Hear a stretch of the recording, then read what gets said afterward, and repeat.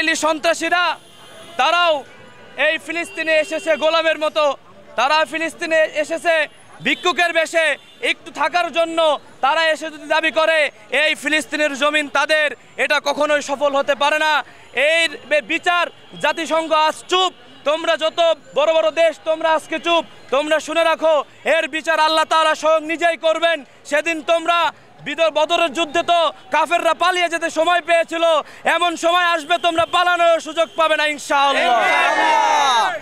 এই তোমরা যত আমেরিকার প্রেসিডেন্ট বলো, ভারতের দালালেরা বলো, কালকে পাকিস্তানের কাশ্মীরে পাকিস্তানেরা হামলা করায় ভারত তোমরা বলেছো যে তারা সন্ত্রাসবাদ, আর ফিলিস্তিনে এই ইসরায়েলি শয়তানেরা বারবার হামলা করে যাচ্ছে। তোমাদের মুখে কথা নাই, এর বিচার মানুষ করবে না, আল্লাহ তাআলাই করবে ইনশাআল্লাহ।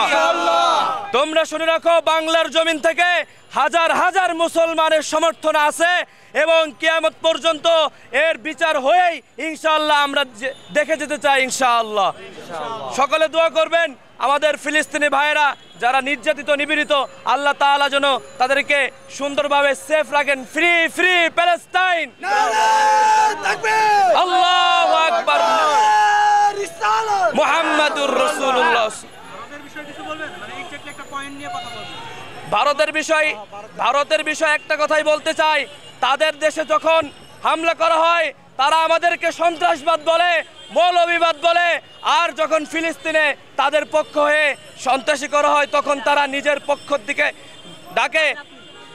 যেটা মূল কথা হলো, ভারত বাংলাদেশের সবথেকে বড় শত্রু এবং মুসলমান বিশ্বের সবথেকে বড় শত্রু।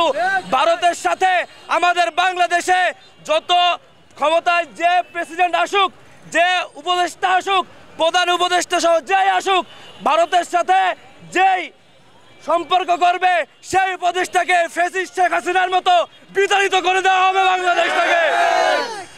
বাংলাদেশে শুনে রাখো, যে আসো না কেন ক্ষমতায়, আমরা সব ক্ষমতায় আনবো, আনার পরে তোমরা যখন এই ভারতীয় মুদির মতো কুত্তার সাথে তোমরা আপোষ করবে, তখন দেখবা বাঙালিরা আবার তোমাকে তোমার বুজানকে যেভাবে পাঠিয়ে দেওয়া হয়েছে, ভারতে পলিয়ে যেতে বাধ্য করা হয়েছে, এইভাবেই তোমাকেও ভারতের দাদার কাছে পাঠিয়ে দেওয়া হবে। ইসরায়েলের বিষয়ে যে কথাটা বলতে চাই, তোমরা এসেছো গরিবের মতো, তোমরা এসেছো জায়গা নেওয়ার জন্যে, একটু থাকার জন্যে, তোমরা এসে যে বেঈমানিটা করেছো মুসলমানের রক্তের সাথে, আল আকসার সাথে। এই আল আকসা রসুলের আল আকসা, এর আল আকসা মুসলমানের আল আকসা, এই আল আকসার সাথে তোমরা যে বেয়াদবি করেছো, আল্লাহ তাআলা এমন গজব তোমাদেরকে দিবে যা তোমরা জীবনে কল্পনাও করতে পারোনি। ঠিক কিনা বলেন? যে হামলা হইলো, ঠিক আছে, আপনি কি মনে করেন এটা মোদি ইচ্ছাকৃতভাবে করেছে, যে মানে তার কি কোনো প্ল্যান আছে কিনা? অবশ্যই, যেটা মুসলমানদের উপরে হামলা মানেই এখানে মুদির মতো কুত্তার হাত রয়েছে। সে মুসলমানদের কখনো ভালো চায়নি এবং ভারতের যত মুসলমান রয়েছে তাদেরকে যেভাবে নির্যাতন করতেছে, তার যে শাস্তি হবে একেবারে জনসম্মুখে, আল্লাহ তাআলা তার শাস্তি ভারতের জমিনে দিবেন ইনশাআল্লাহ। ভারতে তো মসজিদ ভাঙা হচ্ছে, এই বিষয়ে কিছু বলবেন? ভারতে